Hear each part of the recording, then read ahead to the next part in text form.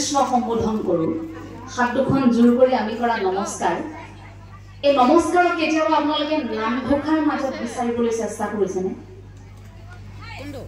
এই যে পৃথিৱীৰ ভিতৰত এগৰাকী সৰ্বশ্ৰেষ্ঠ সেৱক মহাপুৰুষ শ্ৰী শ্ৰী মাধৱদেৱ আপুনি যদি ত্যাগক অনুভৱ কৰিব বিচাৰে তেন্তে আপুনি অনুভৱ কৰিব লাগিব প্ৰথমে মহাপুৰুষ শ্ৰী শ্ৰী মাধৱদেৱক আপুনি যদি সাধনাৰ কথা ক'বলৈ যায় সাধনা কি সেয়া উপলব্ধি কৰিবলৈ যায় তেন্তে আপুনি প্ৰথমে উপলব্ধি কৰি ল'ব লাগিব মহাপুৰুষ শ্ৰী শ্ৰী মাধৱদেৱক উপলব্ধি কৰাৰ লগে লগে আমি সাধনাক উপলব্ধি কৰিম আৰু ভকতি বুলি কোৱাৰ লগে লগে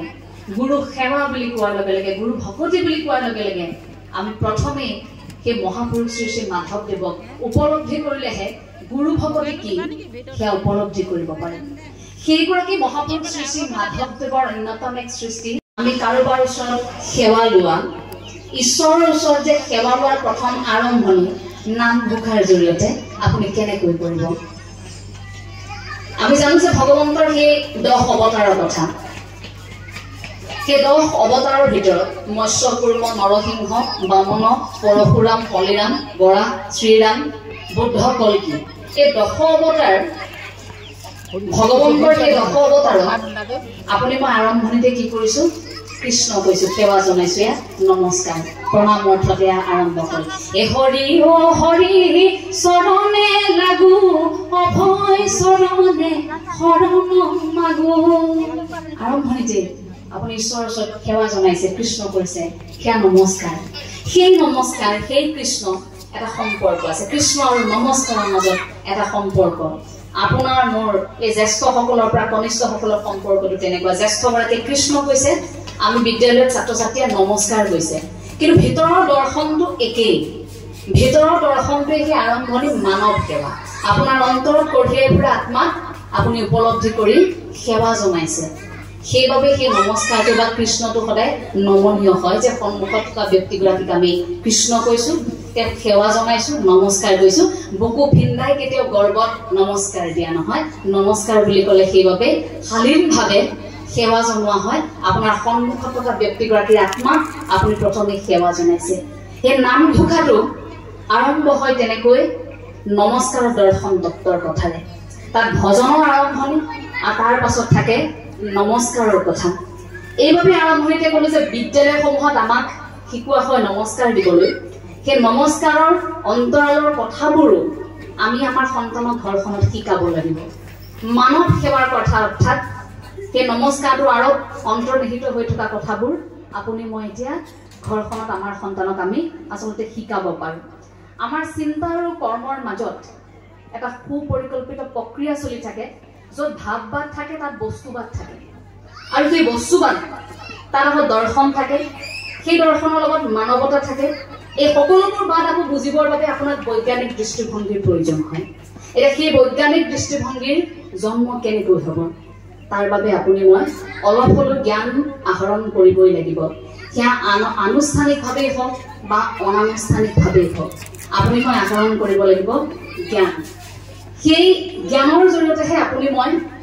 আধ্যাত্মিকতাক উপলব্ধি কৰিম আমি মানৱতাবাদক উপলব্ধি কৰিম আমি প্ৰমূল্যতাক উপলব্ধি কৰিম মূল্যবোধক আপুনি মই উপলব্ধি কৰিম আৰু তাৰ পাছতহে বাকী বিষয়বস্তুৰ সংগতি থাকে গতিকে জ্ঞানমুখী এটা যাত্ৰাত আগবঢ়া আপুনি মই আমি প্ৰতিগৰাকী আচলতে গৌৰৱী অসমীয়া আমি সৌভাগ্যৱান যে আমি এই পুণ্যভূমি অসমত জন্মগ্ৰহণ কৰিছোঁ যিখন অসম এতিয়া সম্পূৰ্ণৰূপে চহকী বুলি আমি ক'ব পাৰোঁ যিখন অসম সম্পদেৰে চহকী কিন্তু লাহে লাহে সেই চহকী অসমখনতো ৰোগে দেখা দিবলৈ আৰম্ভ কৰিছে যিবোৰ ৰোগৰ কথা আমি সচৰাচৰ এতিয়া আলোচনা কৰিছোঁ ভাষণৰ মাধ্যমত ইয়াক এটা মাধ্যম হিচাপে ব্যৱহাৰ কৰিছোঁ কিন্তু কথা আপোনাৰ মোৰ মনত থকা সমস্যাবোৰৰ বিষয়ে কথা পাতিছোঁ সেইবাবে ভাষণৰ বিষয়বস্তু কোনো নিৰ্দিষ্টকৈ এটা অংশ পঢ়ি আহি আপোনালোকৰ সন্মুখত 1 ঘণ্টা 1.5 ঘণ্টা কথা কৈ থৈ যাম বুলি অহা নাই আহিছোঁ সাজু হৈ যে আপোনালোকৰ মাজত আমাৰ মাজত দেখা দি থকা সমস্যাবোৰ যিবোৰ আমি ইমান আলোচনা কৰিছোঁ কিন্তু সাততালিৰ মাজতে কৰবাত ৰৈ গৈছে মিটিঙৰ মাজতে কৰবাত ৰৈ গৈছে বক্তৃতাৰ মাজতে ৰৈ গৈছে কিন্তু সমাজখনত তাৰ প্ৰভাৱ একো পৰা নাই গতিকে হাত চাবৰে প্ৰয়োজন আমাক নাই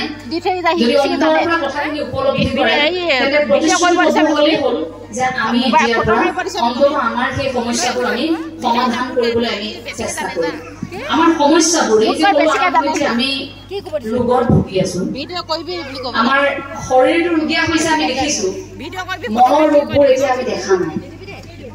আমিবোৰ ৰোগীয়া সকলো ফালৰ পৰা সমাজখন জহি কহি গৈছে আমাৰ নতুন প্ৰজন্মক লৈ প্ৰশ্ন উঠিছে জ্যেষ্ঠসকলক লৈ প্ৰশ্ন উঠিছে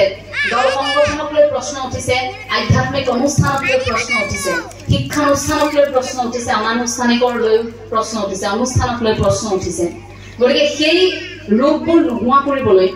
আপুনি মই এতিয়া কি কৰিম মই অকণমান ঈশ্বৰৰ কথাটো ইয়াৰ মাজে মাজে সংযোজন কৰি থাকিব লাগিব যে অন্তত আমি মানুহ হিচাপে যিহেতু আছো আমি সকলোৱে বিশ্বাস কৰো যে ওপৰত এজন আছে গতিকে সেই ওপৰত থকাজনৰ ওপৰত ভৰসা ৰাখি আপুনি মই মানুহ হৈ জীয়াই থকা নাই জানো গতিকে মই কথাখিনি আৰম্ভ কৰোঁতে অকণমান ঈশ্বৰ বিশ্বাসৰ কথা এটা কৈ ল'ব বিচাৰিছো যাতে কথাখিনি ক'বলৈ অকণমান সুবিধা হয় এতিয়া ঈশ্বৰ বিশ্বাসৰ কথাটো এনেকুৱা চাব যে আপুনি মইতো সদতে ঈশ্বৰ বিশ্বাসেই কৰোঁ কিন্তু কেতিয়াবা এনেকুৱা হয় যে কি ঈশ্বৰ বিশ্বাসটো আপোনাৰ মোৰ মনৰ পৰা নোহোৱা হৈ যায় কেতিয়া হয় যেতিয়া আমি নাপাওঁ নোপোৱাৰ লগে লগে এনেকুৱা লাগে যে ঈশ্বৰ নাই নেকি এটা প্ৰশ্ন উদ্ভৱ আমালৈ আহে যে ঈশ্বৰ নাই কাৰণ কেতিয়াবা বিপদে আপদে ভগৱন্তই আমাক সহায় নকৰিলে আমি ভাবো ভগৱান নাই থাকিলেতো আমাক চালেহেঁতেন আমাৰ সন্মুখত থকা ব্যক্তিগৰাকীৰ সংসাৰ খুব ভালকৈ চলি আছে খুব ভালকৈ সেই ঘৰখন আছে আপুনি মই ভাবি থাকো ঘৰখনত কি আমাকহে ভগৱানে নাচায় সেইবোৰ মানুহক দেখোন ভগৱানে চাইছে আমাৰ এটা আক্ৰোশ এটা অভিযোগ আহি যায় লাহে লাহে মই বৃন্দাবনৰ এটা পৰিয়ালৰ এটা উদাহৰণ দিম যে এটা পৰিয়াল যিটো পৰিয়ালত 4জন সন্তান এটা 4জন সন্তানৰ 3জন সন্তানে খুব ভালকৈ পঢ়ি শুনি চাকৰি কৰিছে ভালকৈ চাকৰি পালে তেওঁলোকে আৰু লোভনীয় বেতন তেওঁলোকৰ কিন্তু ঘৰখনৰ আটাইতকৈ যিগৰাকী কনিষ্ঠ সেই কনিষ্ঠগৰাকী আকৌ চাকৰি কৰা নাই এতিয়া কনিষ্ঠগৰাকী চাকৰি নাই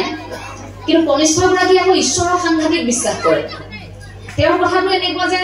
ভগৱন্ত আছে মোৰ লগত যি হলো এটাই ভাবি লাগে যে ভগৱানে চাব যি হলো ঈশ্বৰ বিশ্বাস কৰি থাকে এটা তেওঁ বিশ্বাসটো এটা যে গীতাখন তেওঁ ভাবি থাকে যে ভগৱান শ্ৰীকৃষ্ণই অৰ্জুনক যিখিনি উপদেশ দি থৈ গ'ল সেইখিনি কেৱল অৰ্জুনক দিয়া উপদেশ নহয় সেইখিনি আপোনাৰ মোক দি থৈ যোৱা উপদেশ আৰু সেইখিনি আমাৰ মানৱ জীৱনত প্ৰতিটো মুহূৰ্ততে আমাৰ সৈতে প্ৰয়োজনীয় হৈ থাকে আমাৰ বাবে সদায় প্ৰাসংগিক হৈ থাকে গতিকে সেই কথাটো ভাবি থাকে কিন্তু লাহে লাহে এনেকুৱা হ'ল সময় এতিয়া 3জন ককায়েকে বিয়া পাতিলে বিবাহ পাশত আবদ্ধ হ'ল 3জন ককায়েকে যেতিয়া বিয়া পাতিলে বিবাহ পাশত যেতিয়া আবদ্ধ হ'ল এতিয়া তেওঁলোকৰ আকৌ পত্নীৰ সমস্যা আহিল নহয় তেওঁলোকৰ সমস্যাটো হ'ল যে তেওঁলোকৰ সৰুজন ভায়েকে চাকৰি নকৰে অকল ঈশ্বৰৰ নামহে লৈ থাকে গতিকে প্ৰথমে ডাঙৰ ককায়েক আৰু ডাঙৰ বৌয়েকৰ পাল কৰিল প্ৰথমে বৌয়েকে ককায়েকক ক'বলৈ আৰম্ভ কৰিয়ে দিলে বোলে তোমাৰতো চাকৰি আছে লোভনীয় বেতন এটা আছে আমি কি কাৰণে আমাৰ ঘৰখনত এই কেৱল মাত্ৰ কৃষ্ণ কৃষ্ণ কৈ থকা গৰাকীক আমি খুৱাই থাকো আমাৰতো টকা পইচা ভালকৈ আছে আমি কিয় এওঁলোকৰ লগত থাকিব লাগে আমি বেলেগ হৈ থাকো স্বামীক জোৰ দিছে এটা প্ৰথমে ডাঙৰ ককায়েকজনক আঁতৰাই লৈ গ'ল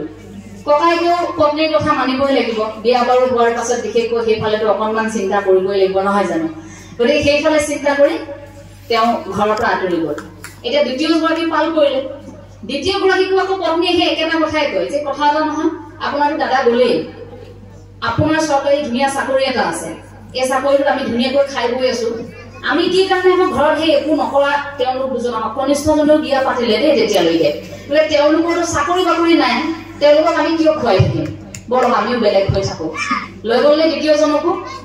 এতিয়া তৃতীয়জনৰ পাল গ'ল তৃতীয়জনে ভাবিছে কি দাদা 2জন আৰু বৌটো গ'লেই মইনো কিয় থাকো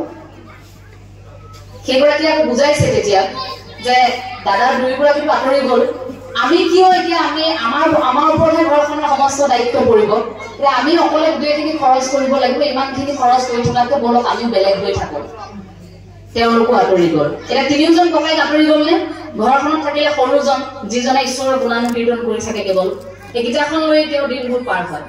3জন আঁতৰি যোৱাৰ পাছত তেওঁ একেবাৰে অকলশৰীয়া হৈ পৰিল পত্নীৰ লগত আছে কিন্তু পত্নীৰ লগত থাকিলে পত্নীয়ে সেই ঈশ্বৰ প্ৰাপ্তিৰ কথাবোৰ তেতিয়ালৈকে বুজা নাই কিয় মানুহজনে ইমান ঈশ্বৰ বিশ্বাস কৰে এই কথাবোৰ উপলব্ধি নকৰে তাৰপাছত লাহে লাহে ঘৰখনৰ সমস্যা বাঢ়িবলৈ ধৰিলে সঁচাকৈ যেতিয়া বিপদ আহিল ধৰক ৰান্ধিবলৈ কিবা এটা নাই মহিলাগৰাকী খিংখিঙীয়া হৈ যায় মানুহজনক কথা ক'বলৈ আৰম্ভ কৰিলে বোলে হেৰি নহয় আপোনাৰতো তিনিজন ককায়েকে চাকৰি পাই এৰি থৈ গ'ল আপোনাৰতো কোনেও ঘৰখন চলাই দিয়া নাই এতিয়া মই ল'ৰা ছোৱালীসকলক কেনেকৈ ৰান্ধি খুৱাম কি খুৱাম আপুনি যদি সদায় কৃষ্ণ কৃষ্ণ হৈ থাকে আপুনি যদি সদায় এনেকৈ থাকে আপোনাৰতো দাদাহঁতে এৰি থৈ গ'ল মই কিন্তু নোৱাৰিম দেই মই ল'ৰা ছোৱালীলৈ ঘৰলৈ গুচি যাম কি খাই খাব এতিয়া মানুহজন বিপাঙত পৰিলনে তেওঁ আকৌ অগাধ বিশ্বাস ভগৱন্তৰ ওপৰত তেওঁ ভাবিছে আৰে মইতো ঈশ্বৰক কিমান বিশ্বাস কৰোঁ মই ভাবি আছো যে এদিন হলেও ভগৱন্ত আহিব গীতাৰ ৯ম অধ্যায়ত থকা ২২ নম্বৰ শ্লোকত যি লিখা আছিল যে ভক্তসকলৰ যি আছে ৰক্ষণাবেক্ষণৰ দায়িত্ব মোৰ তোমালোকে মাথো কৰ্ম কৰক হৃদয়ত মাথো মোৰ নাম ৰাখা কিন্তু সৎ মনেৰে তাকো তোমালোকে মোক কামনা কৰিব লাগিব গতিকে সেই যে কথাষাৰ ক'লে তেওঁ আকৌ ভাবিছে যে এই কথাষাৰ চাগে মিছা নেকি ভগৱন্তই যদি এনেকৈ কৈছে যে ভক্তৰ বিপদ হলে তেওঁ আহিব ভক্তৰ যিখিনি আছে ৰক্ষণাবেক্ষণ দিব কথাষাৰ মিছা চাগে সেইবাবে মোৰ আজি ইমান অসুবিধা হওঁতেও মোৰ আজি খাবলৈ কিবা এটা নাই মোৰ ফুটকন এটা নাই তাৰপিছত ভগৱন্তই মোক কিয় সহায় কৰা নাই হয়তো গীতাখন যেতিয়া পৰৱৰ্তী মুহূৰ্তত ছপা কৰি উলিয়াইছিল হয়তো প্ৰিণ্টিং মিষ্টেক হ'ব পাৰে হয়তো কোনো লোকে চাগে ছপা কৰি উলিয়াওঁতে নিজে এই শ্লোকটো লিখি দিলে নেকি তেওঁ তেনেকৈ ভাবিছে এইটো মিছা কথা সেই বুলি ভাবি যেতিয়া ভগৱন্ত নাহে বুলি ভগৱানৰ ওপৰত এটা আক্ৰোশ হ'ল এই তুমি নাহাই নামি ভগৱান ভক্তৰ ওচৰত লগে লগে তেওঁ কি কৰিলে সেই শ্লোকটোকে কাটি দিলে শ্লোকটো কাটি দিলে বিশ্বাস নোহোৱাৰ বাবে শ্লোকটো তেওঁ কাটি দিলে ৰঙা চিয়াহীৰে শ্লোকটো কাটি ঘৰৰ পৰা সেইদিনা খঙত ওলাই গৈছে যে ভগৱান চগৱান আৰু আজিৰ পৰা নামানো কিন্তু আচৰিত কথা সেইদিনা দুপৰীয়া আমাৰ সন্তান ভাল হ'ব ভাল স্কুলৰ পৰা ভাল ল'ৰা ছোৱালী ওলাব বুলি আমি ভাবি থাকো কিন্তু এনে বহু উদাহৰণ আছে গাঁওখনৰ প্ৰাথমিক বিদ্যালয়ৰ পৰা ওলাই যোৱা ল'ৰা ছোৱালীয়ে আজি বিভিন্ন মাধ্যমত গিজগিজাই আছে মূৰ দাঙি থিয় হৈছে সকলো সন্তানক ডাক্তৰ ইঞ্জিনিয়াৰ বনাবলৈতো আপুনি চেষ্টা কৰিব নোৱাৰে তাৰ মাজত কোনোবা এজন ভকতো হ'ব তাৰ মাজত কোনোবা এজন শিক্ষকো হ'ব তাৰ মাজত কোনোবা এজন ব্যৱসায়ী হ'ব তাৰ মাজত কোনোবা এজন কৃষক হ'ব তাৰ মাজত কোনোবা এজন গাঁওখনৰ মুখিয়াল হ'ব কিয় গাঁওখন ধৰি ৰাখিবৰ বাবে মুখিয়ালটোৰ খবৰ বাবে যদি আমাৰ নতুন প্ৰজন্ম এজন আগবাঢ়ি আহে তেওঁক আমি ধৰি ৰখাৰ দায়িত্ব আমাৰ নহয় জানো তাৰ বাবে আপুনি মই আমাৰ নিজৰ মাজত থকা কিছু কথাক বিশ্বাস কৰিব লাগিব এই প্ৰাথমিক বিদ্যালয়খন যেনেকৈ এই বিদ্যালয়খন আপোনালোকৰ মাজৰ এখন শিক্ষাৰ বীজ হিচাপে আপোনালোকে ৰোপণ কৰা আপোনালোকৰ এটা শিক্ষাৰ পুলি নহয় জানো আপোনালোকে স্থাপন কৰা শিক্ষাৰ মন্দিৰ নহয় জানো যে আপোনালোকে এটা সময়ত অনুভৱ কৰিছিল এই প্ৰাথমিক বিদ্যালয়খন আমাক লাগে আমাক এখন স্কুল লাগে এখন বিদ্যালয় লাগে কিন্তু লাহে লাহে এই বিদ্যালয়খন মই খবৰ লাভ কৰিছো লাহে লাহে এই বিদ্যালয়খনো হয়তো বন্ধ হৈ যোৱাৰ এটা উপক্ৰম হৈছিল এইবোৰ দুখ লগা খবৰ যে গাঁও এখনত থকা নামঘৰ এটি গাঁও এখনত থকা প্ৰাথমিক বিদ্যালয় এখন আপোনালোকে বন্ধ হৈ যাবলৈ নিদিব সেইখনত আমাৰ ল'ৰা ছোৱালী পঢ়িব লাগিব এইটো ভাবি নাথাকিব যে চহৰৰ কোনোবা এখন ডাঙৰ বিদ্যালয় দিলেহে ভাল এখন বিদ্যালয় দিলেহে মোৰ সন্তান ভাল হ'ব আপোনাৰ সন্তান ভাল হ'বলৈ ভেটিটো লাগিব সেই ভেটিটো আপোনাৰ ঘৰখনেই যথেষ্ট আপুনি আপোনাৰ সন্তানক সেইখিনি শিকাব পাৰিব গতিকে প্ৰাথমিক বিদ্যালয়খনকো আপোনালোকে বিশ্বাসত লৈ আপোনালোকৰ সন্তানৰ বাবে আপোনালোকে ভৰসা কৰিব পাৰে প্ৰাথমিক বিদ্যালয় বুলি ক'লে মোৰ অকণমান আবেগ এটা জড়িত হৈ আছে মোৰ দেউতা প্ৰাথমিক বিদ্যালয়ৰ এগৰাকী প্ৰধান শিক্ষক আৰু দেউতা যেতিয়া প্ৰাথমিক বিদ্যালয়ৰ প্ৰধান শিক্ষক এটা সময়ত কিছু লোকে এনেকৈ কৈছিল ভাবিছিল ডাঙৰ চাকৰি কৰে নেকি এল পি স্কুলৰ মাষ্টৰহে এল পি স্কুলৰ মাষ্টৰ যে এতিয়া বুকু ফিন্দাই মই এল পি স্কুলৰ মাষ্টৰৰ জীয়েকে আপোনালোকে কোৱা সেই এল পি স্কুলখনৰ মাষ্টৰৰ জীয়েকে য'ত দেউতাই এজনী সন্তান নহয় তাত শ শ সন্তানক বুকুত সাৱটি এনে প্ৰাথমিক বিদ্যালয়ত দেউতাই পাঠদান কৰি থাকে হয়তো কোনোবাখিনিত মোতকৈ সেই প্ৰাথমিক বিদ্যালয়খনৰ কণ কণ শিশুসকলৰ লগত দেউতাই বেছি সময় অতিবাহিত কৰে অন্ততঃ সেই প্ৰাথমিক বিদ্যালয়ত থকা শিক্ষাগুৰুসকলক সেইবাবে অসমৰ যি প্ৰান্ততে নাথাকক কিয় প্ৰাথমিক বিদ্যালয়ত প্ৰতিগৰাকী শিক্ষকৰ প্ৰতি মোৰ খুব শ্ৰদ্ধা আছে খুব ভক্তি আছে কাৰণ আপুনি ভাবি চাওক বিশ্ববিদ্যালয় পৰ্যায়লৈ আমি যেতিয়া যাওঁ মহাবিদ্যালয় পৰ্যায়লৈ আমি যেতিয়া যাওঁ আমাৰ এটা চিনাকি হৈয়ে যায় আমি প্ৰতিভা আমাৰ যিখিনি থাকে আমি সেইখিনিৰে অকণমান প্ৰতিগৰাকী নিজৰ চিনাকি বনাবলৈ সাজু হয় অৰ্থাৎ ১৭ বছৰৰ পাছত আমি অকণমান পৰিপক্ক হৈ উঠো তাৰ পাছত আমাৰ এটা নাম থাকে কিন্তু কণমানি বয়সত এই যে যেতিয়া আমাক বিদ্যালয়খনত থৈ যায় প্ৰাথমিক বিদ্যালয়খনত তেতিয়া আমাৰ নিজৰ নামটোকো আমি নিজে ভালকৈ উচ্চাৰণ কৰিব নোৱাৰো তেনেকুৱা এটা সময়ত প্ৰাথমিক শিক্ষাগুৰুসকলে আমাক বহুত সাৱতি জীৱনৰ খোজবোৰ দিবলৈ শিকায় গতিকে সেই সকল প্ৰাথমিক শিক্ষাগুৰু আপুনি মই কেতিয়াবা পাহৰিব পাৰিম নেকি জীৱনৰ প্ৰথমখন বিদ্যালয় আপুনি মই কেতিয়াবা পাহৰিব পাৰিম নেকি এই প্ৰতিখন প্ৰাথমিক বিদ্যালয়ত আমি আশা কৰো যে অসমৰ যিবোৰ প্ৰান্তত প্ৰাথমিক বিদ্যালয়বোৰ এনেধৰণে আছে এইবোৰ আচলতে কেতিয়াও বন্ধ হ'ব নালাগে বিভিন্ন সমস্যা থাকিব পাৰে তাক সমাধান কৰি কিন্তু ৰাইজে জীয়াই ৰাখিব লাগে কাৰণ এইখিনি আমাৰ সম্পদ আমি কৰিছিলো আমাৰ ল'ৰা ছোৱালীক পঢ়িব বুলি গতিকে সেই শিপাডাল প্ৰতিগৰাকী অসমীয়াই ভাবো প্ৰতিগৰাকীয়ে ধৰি ৰাখিব লাগে সেই শিপাডাল যেতিয়ালৈকে ধৰি থাকিব এই আপোনালোকৰ সমাজখন আমাৰ সমাজখন থৰক বৰক কেতিয়াও নহয় মাজতে নামতিৰ কথাটো যে ক'বলৈ গৈছিল নামতিৰ কাহিনীটো কৈ দিওঁ নহলে ইমান মন দি আপোনালোকে শুনি আছে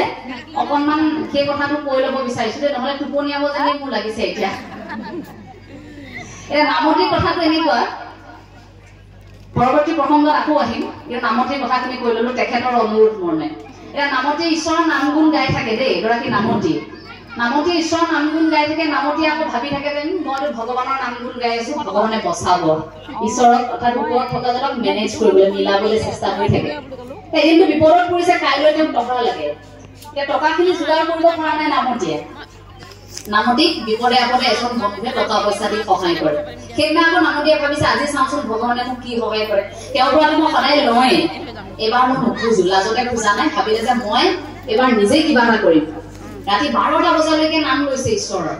নাই ভগৱানে সহায় কৰা নাই ওপৰত থকা জনে নামি আহি দি থৈ যাব নেকি টকাকেইটা কওকচোন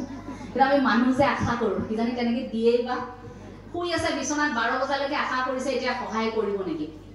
নাই নহয় ভগৱন্ত নামি অহা নাই তাৰ পাছত ভাবিলে নামতি যে কিবা এটা কৰা যাওক তাৰ নামতিৰ মনত এটা বুদ্ধি আহিল বুদ্ধিটো আকৌ কেনেকুৱা এই যে টকা পইচা দি ইমান দিন সহায় কৰি আছিল বন্ধুজন তেওঁৰ বাৰীত আকৌ নাৰিকল আছিল গতিকে ভাবিলে নাৰিকলকে পাৰি দিয়া যাওক ৰাতি উঠাই দিয়া যাওক নাৰিকল চুৰ কৰিম বুলি ভাবি নামতি বন্ধুৰ ঘৰ পালেগৈ এতিয়া নাৰিকল গছত উঠিলেহে হয় নাৰিকল পাৰোতে ভুলৰ বছৰত দুটাৰ নাৰিকল পৰিল নহয় গৃহস্থৰ টিঙত যেই গৃহস্থৰ টিঙত পৰিল ডাঙৰ শব্দ হ'ল গৃহস্থটো সাৰ পাইছে সাৰ পাই লগে লগে বোলে চুৰ একদম গোটেই গাঁৱৰ ৰাইজক মাতিছে আৰু যে বোলে চুৰ ওলাইছে তাৰপিছত ৰাইজটো গোট খাই দেখিছে গছৰ ওপৰত চুৰ উঠি আছে কোন চুৰ ধৰিব পৰা নাই এতিয়া আন্ধাৰ তাৰপিছত ৰাইজ তলৰ পৰা বোলে চুৰ নামি একদম গণপ্ৰহাৰ দিবই লাগে আৰু এতিয়া ওপৰত থকা জনেতো শেষ বোলে মৰিলো ভগৱানৰ তেতিয়া কৈছে প্ৰভু তুমিও কম নহয় দেই 12টালৈকে নাম গালো তেতিয়াতো নবচালাই তুমি যেনে তেনে নিজে কিবা এটা বুদ্ধি কৰি আহিলো তুমি এইটোতো মোক ফচাই দিলা নে কিবা এটা কৰা এতিয়া মইতো যাব লাগিব তললৈ এতিয়া তললৈ মই যাম কেনেকৈ ঠিক আছে তুমি নবচালা নালাগে বাৰু কিন্তু এই যে তললৈ যাওঁতে এতিয়া গণপ্ৰহাৰটো যে পৰিব অন্তত সেইটোৰ পৰা মোক ৰক্ষা কৰি দিয়াচোন এতিয়া ভগৱন্তইটো আকৌ নামি আহি গছৰ পৰা তেওঁক ৰক্ষা নকৰে তাৰপিছত তেওঁ কি কৰিলে নামতি এবাৰ নাম গাবলৈ আৰম্ভ কৰিলে নামতিৰ মনত আকৌ বুদ্ধি খেলালে নামটো কি হে কিনো তোমাৰ লীলা প্ৰভু কিনো তোমাৰ লীলা হে বৈকুণ্ঠলেহে আনিম বুলি গছটো উঠাই দিলা তলৰ পৰা বোলে ৰাইজে বোলে কি গাইছে মাতটো এখন চিনাকি লাগিছে কি হে কিনো তোমাৰ লীলা প্ৰভু কিনো তোমাৰ লীলা হে বৈকুণ্ঠলেহে আনিম বুলি গছটো উঠাই দিলা বোলে বৈকুণ্ঠলে আনিম বুলি প্ৰভু তুমি গছত উঠাই দিলা আমাৰ নামতিয়ে দেখি একো কোৱা নাই নমাই আনিছোন কি হ'ল নামতি ৰাইজে একদম আঠে বেঠে নামতিক নমাই আনিছে তাৰপিছত নামতিক সুধিছে বোলে কি হ'ল আপোনাৰ কি নকব আৰু কালি শুই থাকোঁতে 12টা বজাত বোলে আহিল নহয় এতিয়া কোন আহিল বোলে প্ৰভু এজন আহিল বগা সাজ পিন্ধি মোক কৈছে বোলে ৰথ এখন বাহিৰত থৈছো আহক খাওঁতে বোলে বৈকুণ্ঠ পাওঁ মই কৈছো বোলে পইচা কেইটামান যোগাৰ কৰিবলগীয়া আছে ধেক মই নাযাওঁ দেই যে নহয় বোলে আহকচোন আমি খাওঁতে গৈ আহিম বৈকুণ্ঠলৈহে যাম মই আপোনাৰ ৰথ আছে বাহিৰত ৰথত মই উঠিছো আৰু কিন্তু মই নাজানো নহয় প্ৰভুৱে যে ৰথখন এনেকৈ লৈ আহিব এতিয়া ৰথখন লাহে লাহে ওপৰলৈ গৈ লাগি ধৰিছে চাওকচোন ৰথখন লাগি ধৰিছে তললৈ চাইছো তলত আপোনালোক এনেকুৱানো কৰিব লাগে নে তাৰপিছত ৰাইজে বোলে আইও দেহি ভুল নাছিলে আমাৰ নামতি তাৰ পাছত নামতিও ভাবিছে যে ৰাইজক ইমানখিনি যিহেতু ৰাইজে সহায় কৰিলে গতিকে সঁচা কথাটো কৈ দিওঁ তাৰপিছত ৰাইজক ক'লে আৰু যে এনেকুৱা সমস্যা মোৰ কেইটামান টকা পইচাৰ প্ৰয়োজন হৈছিল লগে লগে বোলে কি টকা পইচাৰ প্ৰয়োজন হৈছিলে আপুনি আমাক কোৱা নাই আমি আছো নহয় ৰক্ষা কৰিবলৈ আমি কিয় নকৰে লগে লগে তেওঁ কি কৰিলে আমি আপোনাক সহায় কৰিম বুলি সকলোৱে মিলি যিয়ে যেনেকৈ পাৰে ৰক্ষা কৰিলে। সেই কথাটোত আত্মশুদ্ধি থাকে, সেই কথাটোত আত্মসমালোচনা আছে, আত্মসংশোধন আছে। সেই যে মুহূৰ্ততে ভাবিলে নামতীগৰাকী যে এইটো মোৰ ভুল হ'ল, মই সঁচা কথাষাৰ কৈ দিওঁ নেকি, ইমান ৰাইজে যেতিয়া মোক বিশ্বাস কৰিছে মইনো কিয় মিছা কথাষাৰ কওঁ, সঁচা কথাষাৰ কৈ দিওঁ, কিজানি সত্যটোক স্বীকাৰ কৰেই বা। আৰু সঁচাকৈ সঁচাটো কৈ দিয়াৰ লগে লগে ৰাইজেও স্বীকাৰ কৰিলে, অৰ্থাৎ সত্যটোক স্বীকাৰ কৰিলে, লগে লগে তেওঁৰ আত্মশুদ্ধি হ'ল নে, আত্মসংশোধন হ'ল। সেইখিনিত আত্মশুদ্ধি কৰিলে নামতীগৰাকীয়ে। কাৰণ সঁচাটোক আপুনি মই যেতিয়া স্বীকাৰ কৰিম সেইটো আত্মশুদ্ধি, আমি যদি ভুলটোক উপলব্ধি কৰোঁ। আৰু তাৰ পাছত আহিলে ভগৱন্তৰ কথা, সেই ওপৰত থকাজনক আপুনি মই যিমান মিলাবলৈ চেষ্টা কৰিলেও ওপৰত থকাজনে যিমান সাধনা কৰিছোঁ সিমানহে দিব, বোলে যিমান সাধনা কৰিছোঁ সিমানহে পাম। নাৰদে পূৰ্ব জন্মত যিমান সাধনা কৰিছিল সেই 4 সিদ্ধ পুৰুষৰ পৰা আশীৰ্বাদ পোৱাৰ পাছত সেই 4 সিদ্ধ পুৰুষে যি আশীৰ্বাদ দি থৈ গৈছিল তাৰ পাছত তেওঁ উত্তৰ দিশে গৈ সাধনা কৰিছিল ভগৱন্তৰ বাবে। আৰু ভগৱান শ্ৰীকৃষ্ণ যেতিয়া তেওঁক আশীৰ্বাদ প্ৰদান কৰিলে অকণমান সময়ৰ বাবে, এতিয়া আকৌ সেই কণমানিকে প্ৰশ্ন সুধিছে, প্ৰভু ইমান কম সময় কিয়, তোমাক মই আৰু পাব বিচাৰোঁ। এতিয়া কৈছে নহয়, তুমি যিমান সাধনা কৰিছা মই তোমাক সিমানখিনিহে তোমাৰ সন্মুখত দেখা দিলোঁ। অৰ্থাৎ আপুনি মই সাধনা যিমান কৰিম সিমানহে পাম। আপুনি মই কৃষ্ণ বুলি কোনোমতে টান পালেহে ৰাম পোৱা দি কোনোবা এজন চিকিৎসালয়ত আছে, আজি চাকৰিটো কাৰোবাৰ হোৱা নাই, টকা কেইটামান প্ৰয়োজন, বহুত অৱস্থা বেয়া, সেইদিনা যদি উপায় নাপায় কৃষ্ণ কৃষ্ণ কৈ আছো দিনটো, তাৰ পাছত আৰু বোলে বছৰ দিলে একেবাৰে দেখা দেখি নাই, বছৰ দিলে ভগৱানৰ সৈতে কোনো কথা বতৰা নাই, কিন্তু পোৱাৰ আগে আকৌ ভগৱানৰ ওচৰলৈ আহনি জাহনি আমাৰ বেছি হয়। সেইজনেও বুজি পায়, ওপৰত থকাজনো দিয়কচোন প্ৰতিগৰাকী মনৰ মাজে মাজে থকা নাই জানো, গতিকে ওপৰত থকাগৰাকীও গম পায় যে আপুনি কিমানৰ সাধনা কৰিছে, আপুনি টান পালেহে ৰাম কৰিছে নে আপুনি সঁচাকৈ শুদ্ধ অন্তৰে ভগৱন্তক আপুনি কামনা কৰিছে। গতিকে আমাৰ সন্তানকো আমি সেই কথাটো উপলব্ধি কৰিব লাগে যে ভগৱানক পাবৰ বাবে আমাৰ সন্তান কোনো অন্য প্ৰান্তলৈ নগলেও হ'ব যদিহে পিতৃ মাতৃক সেৱা কৰিছে। আমাৰ সন্তানে অকণমান সময় সেই কথাখিনি উপলব্ধি কৰিলেই হ'ল। কণমানিসকল আছে, মই অকণমান কণমানিসকলক লৈ ঈশ্বৰ প্ৰাপ্তিৰ কথা এষাৰ কৈছোঁ যে ভগৱানক কেনেকৈ এটি শিশুৱেও কামনা কৰিব পাৰে। এই অকণমান কাজিয়া কৰি থকা কেইজনতে বেছিকৈ এতিয়া শুনিব লাগিব কাহিনীটো। মই এতিয়া তুমি বুলি সম্বোধন কৰিম, এই কাহিনীটো তোমালোকৰ বাবে মই প্ৰশ্ন সুধি দিম কিন্তু কাহিনীটোৰ পাছত। এতিয়া এখন ৰাজ্যত এজন ৰজা আছিল। ৰজাজনে এনেকুৱা হ'ল, ৰজাজনৰ কোনো পুত্ৰ সন্তান নাই। পুত্ৰ সন্তান এজনটো ৰজাক লাগিব হয়নে, ৰজাই পৰৱৰ্তী মুহূৰ্তত ৰাজ্যভাৰ গতাই যাবৰ বাবে। তাৰ পাছত ৰজাই কি কৰিলে, গোটেই ৰাজ্যতে ঘোষণা দিলে যে এজন পুত্ৰ সন্তান লাগে। সেই বুদ্ধিটো আকৌ এজন তান্ত্ৰিকে ৰজাক দিলে। তান্ত্ৰিকে ক'লে যে আপুনি মহাৰাজ, আপোনাৰতো সতি সন্তান নাই কোনো, কিন্তু আপুনি ৰাজ্যভাৰ দি থৈ যাব লাগিব এটি সন্তানক, আৰু সেই সন্তানটি আপোনাৰ জন্ম হ'ব, কিন্তু তাৰ আগত আপুনি বেলেগ এটি সন্তানক বলি দিব লাগিব। অৰ্থাৎ এটি সন্তানক বলি দিলেহে আপুনি আৰু এটি সন্তান আপোনাৰ ঘৰখনত পাব। ৰজাই ভাবিছে কয় চাগে এটি বলি দিয়া সন্তান